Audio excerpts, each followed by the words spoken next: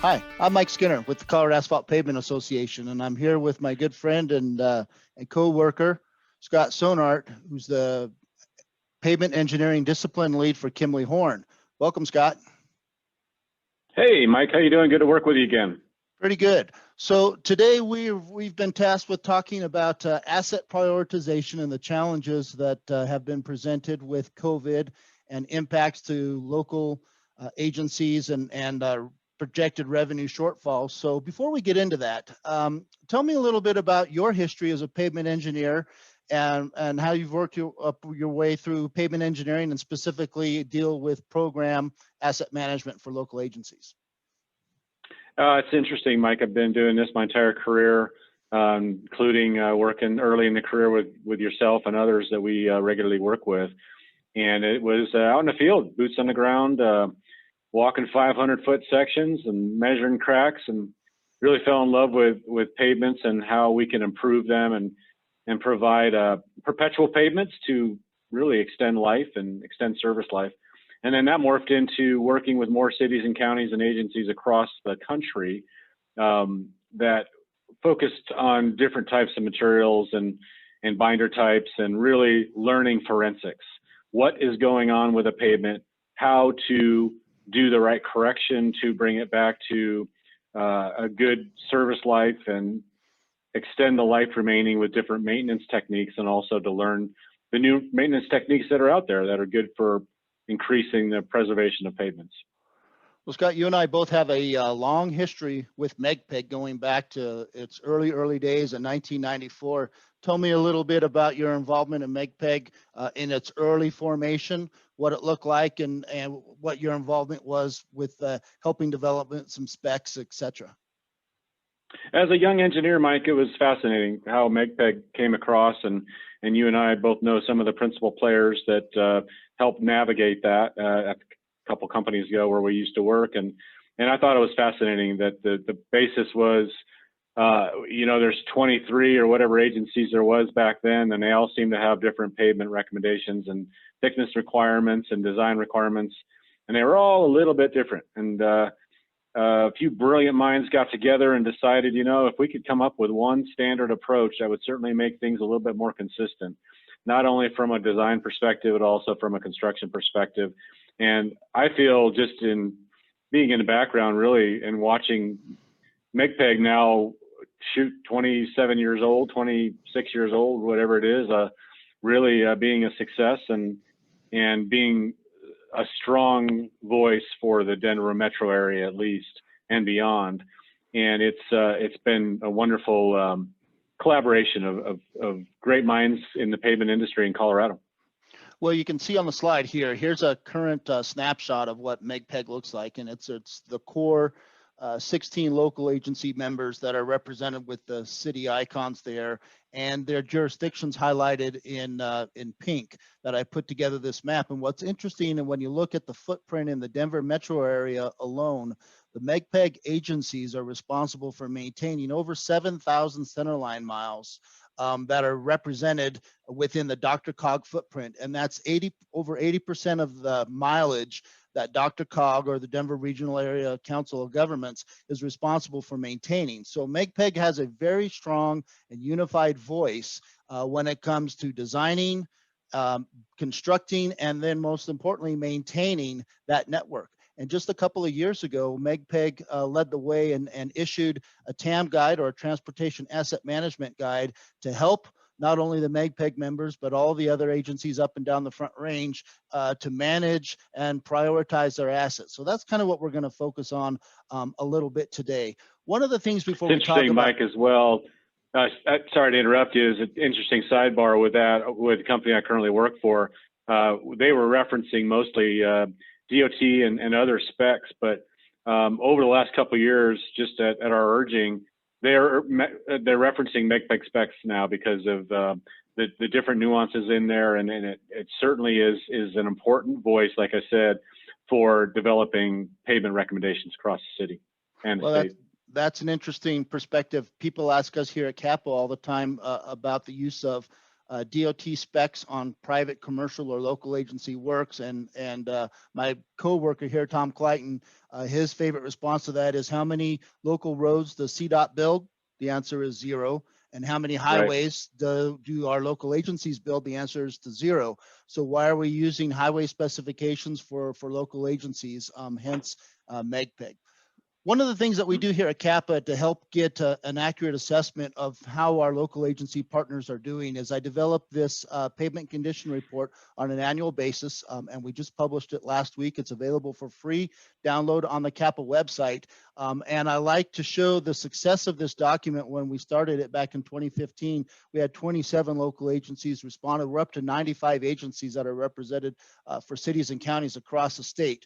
Those 95 agencies are representing over 62,000 lane miles, asphalt lane miles across the state, or 92% of the entire asphalt network across the state. So this becomes a very powerful document, and it's an accurate assessment of how agencies are funding and the current condition of their network. Here's just a quick snapshot of what's contained in the document. Most of you are aware of what we have here, but it's alphabetical, and it shows the agencies, the last time they responded with their data, how large their network is, and what their budget looks like for the upcoming year. So this is the 2021 data, and the two takeaways here, Scott, are the numbers in purple. That's $1 per lane mile, so that allows agencies to compare themselves, a direct comparison against other agencies, and then the PCI data, or general condition ranking, of what their pavement conditions look like. How important are those two metrics when you're trying to develop or manage a program for a local agency? What can you do with that data? Well, Mike, as a pavement engineer, as you know, we like to see a lot of green in your PCI column there, and it also gives you a measurement of what the and I'm sure you're going to report, maybe talk some metrics a little further in our discussion here about what the average statewide lane mile cost is, and so you can use that as a little bit of a measurement to see how you're doing against others and also against the statewide average. You know, there's going to be a variety of different things, and the statewide average maybe is not the target where we want to be at as a statewide average. That may be low, particularly for 2020 with the conditions that we went through. So it's really important to be able to have that data and to be able to all be on the same page and all have the same goal of hitting that correct sweet spot PCI. So let's talk about getting that data for just a minute.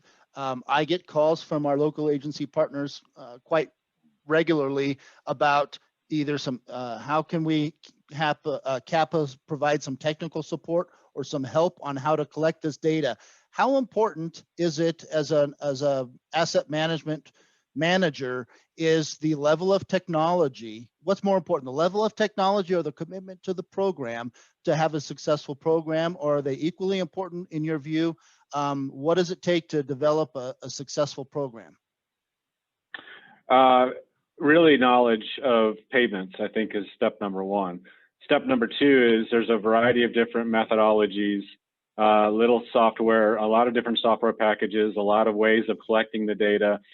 But as a now gray-haired senior pavement engineer, I really still like to preach the boots on the ground methodology.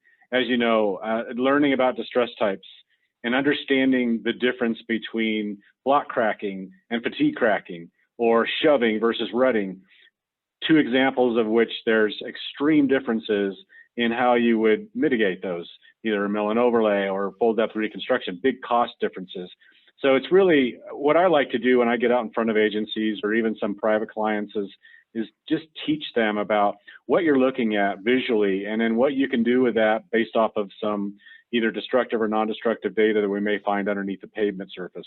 So it's really important to be able to understand where that sweet spot is and what type of applied maintenance is going to best be used to have a longer serviceability of your roadway and network. I agree with you, and I think having the champion within your industry is probably paramount to the success of the program. Somebody that believes in a program like this and is a staunch supporter of it. The level of technology is what I share with our partners when they ask. The level of technology is not critical to the success or failure of your program. You and I have both done it where we've been boots on the ground with a clipboard and a wheel.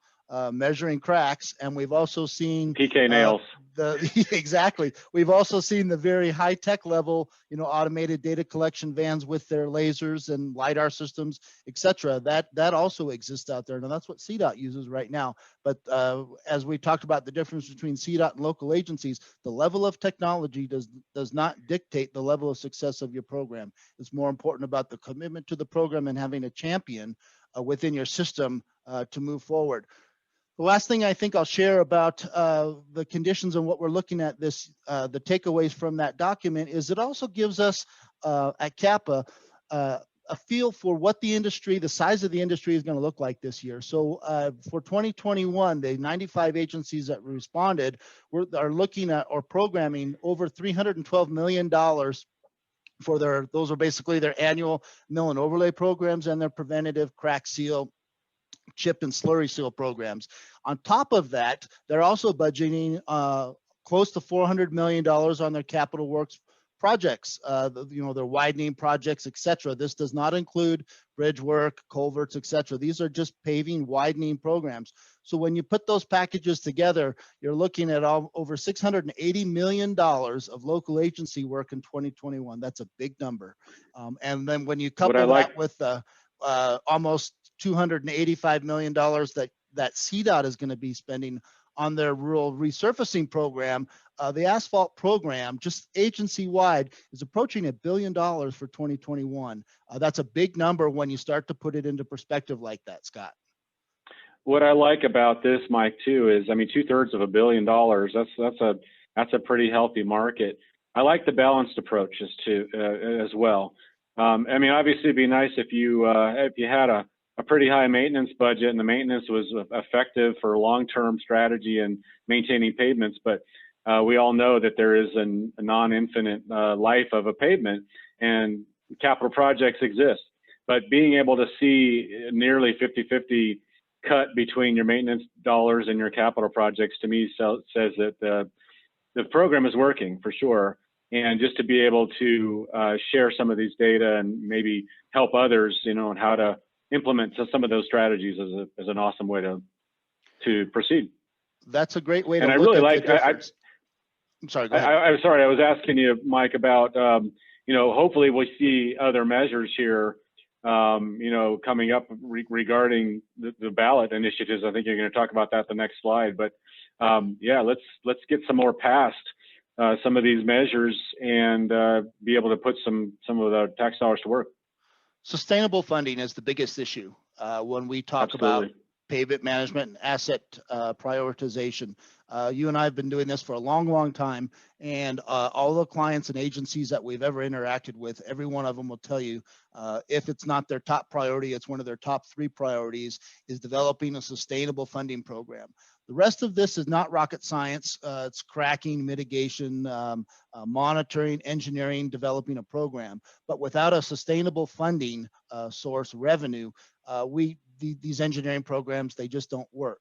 And so one of the things we do here at CAPA is support our agency partners in their ballot initiatives and moving forward with this work. And so we like to share some of the successes. So back in November, there were 2 local agencies that were successful on their ballot initiatives. And the reason we share this is because it has direct impact on maintaining a sustainable funding stream. Adams County, for example, passed their issue 1B, and that eliminated the sunset that was due to sunset in 2024. So they're out in front of it a little bit, but it's a 1/2-cent sales tax dedicated to street improvement programs. The nice thing about the Adams County ballot measure was 50% of those funds stayed within the county, and then the other 50% of the funds were distributed to the local agencies within the county. So Westminster was going to see a bump, or they were going to continue to see that funding. Commerce City, City of Aurora, etc. So that's a win-win-win for everybody there. And then Greeley also saw success with a renewal of a food tax that is specifically dedicated for their infrastructure program. So the last thing I'll share when we talk about ballot initiatives here is if your local agency is exploring any of these opportunities, don't be afraid to give us a call here at CAPA because we have all kinds of technical resources and financial support for citizens groups to help pass these issues if they come up. But bigger issue here, Scott, is there's no way around the success of a program if it doesn't have sustainable funding, correct? Absolutely. You got to have the funding, and hats off to the people that push the ballots for Adams County and Greeley.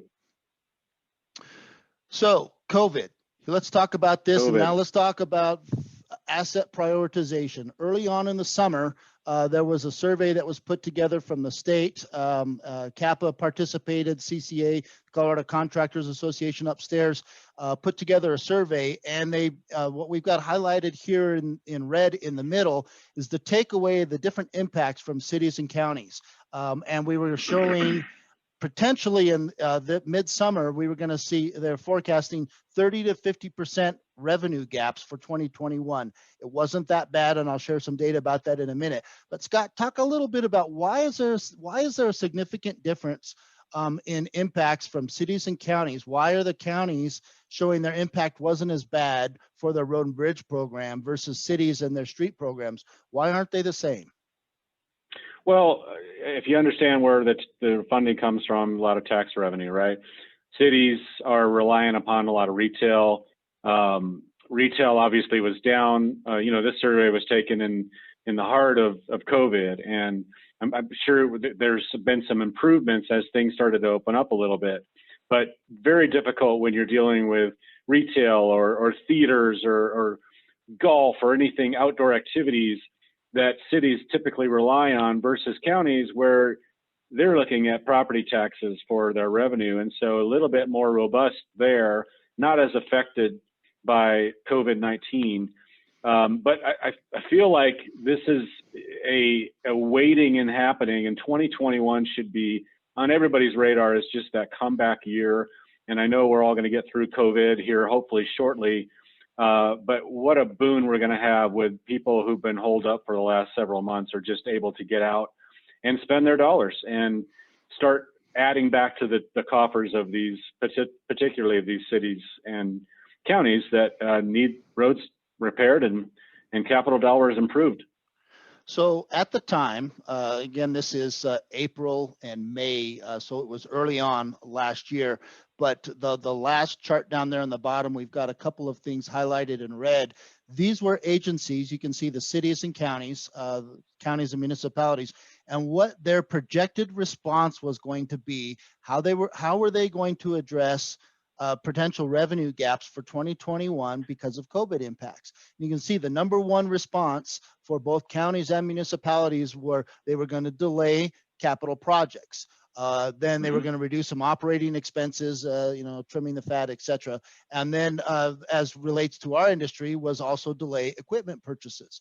So those were going to be the primary responses to addressing revenue gaps. And so talk a little bit, Scott, about why and how important it was that maintenance isn't on this list, and why that's a good thing, that they weren't prioritizing delaying maintenance. They were prioritizing delaying capital projects that hadn't been let or that weren't under contract yet, but they really weren't addressing their maintenance needs because they recognize how important those are. Well, I think that, Mike, sums up asset prioritization. Where do you need to catch a roadway in its service life in order to sustain its life, its long-term life? And that's in the middle, early stages to the middle of its life. And so what we're seeing here is obviously an impact or an effort to sustain roadways by applying maintenance in the correct ways, using thin overlays or different preservation techniques that may be important in keeping that pavement from so-called falling off the cliff or the curve and into that expensive reconstruction territory.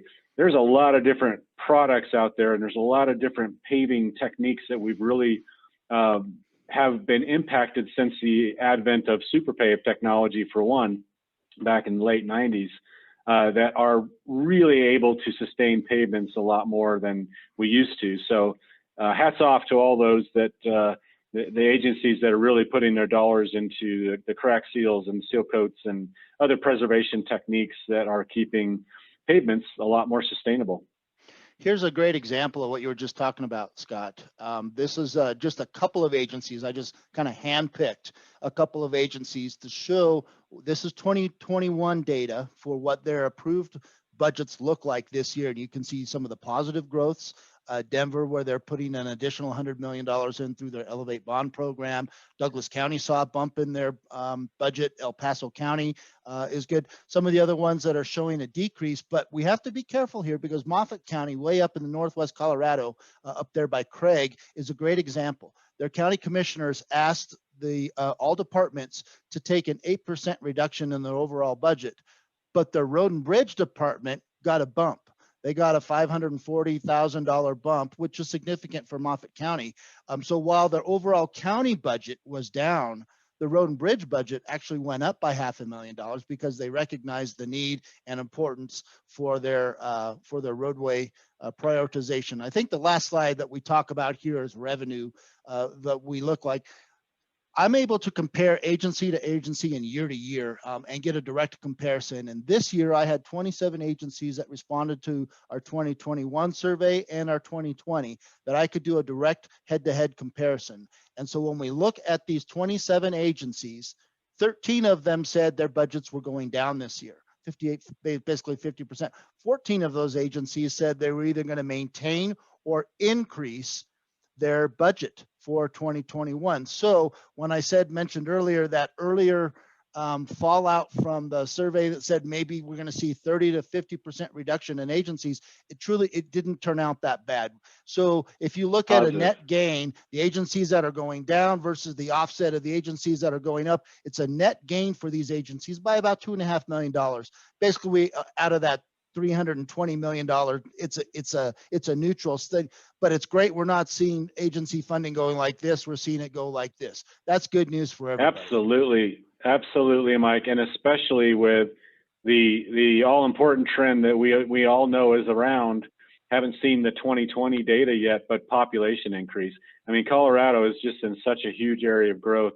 I read somewhere that the Western Slope is about to, I mean, they've already boomed, but they're about to boom again. And we all know what's going on with Castle Rock and everything north of Denver, and just the tremendous growth in population. And like I said earlier, I think you're going to see in the next year or two just a significant population increase, and everybody wants to come to Colorado, which is great.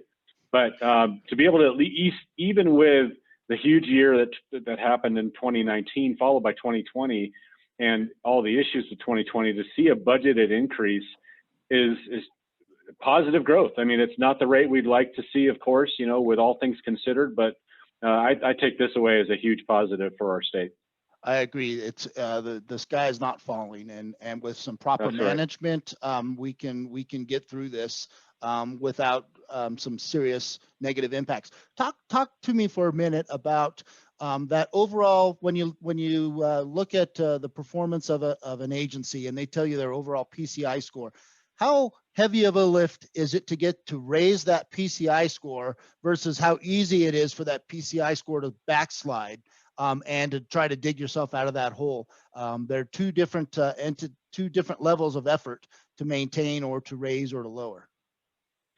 A good example of that, Mike, and I won't list any agency names, but just being able to get with them on a particular year, let's say like 4 years ago, and we initiate the discussion of, hey, we need to implement a pavement management program. We need to be able to get a good handle on what our overall PCI is. We looked at it in 2013, for example, and now in 2017, we feel like we're falling off a cliff a little bit. You know, what can you do to help us? And so we'll provide them with some education, like we talked about earlier. And oftentimes that won't get implemented for the next, year or two. And at that point, it's becoming more critical, and that easy maintenance, those easy maintenance dollars are now becoming heavier rehabilitation or reconstruction. So the time to act is now, and we often use the phrase of, you don't want to implement 2010 pavement management applications. It's changed, and there's like I alluded to earlier, there's a lot of ways to maintain a pavement, but hopefully being able to catch that number at something that's manageable for you to be able to implement with the budgets that are tight, a little bit tighter right now, obviously we're talking about, but still to be able to have that where you're just to a point where you've got to get rid of some roads off your roadway because they're just beyond salvage and you don't have the funding to be able to do capital projects to improve them. So I feel like we're in a great state in Colorado where we've got a lot of progressive thinkers and a lot of agencies that do have funding, and they just need to be able to implement that strategy and be able to talk to folks like us and CAPA and others who have that mentality. And I hats off to all those folks that do.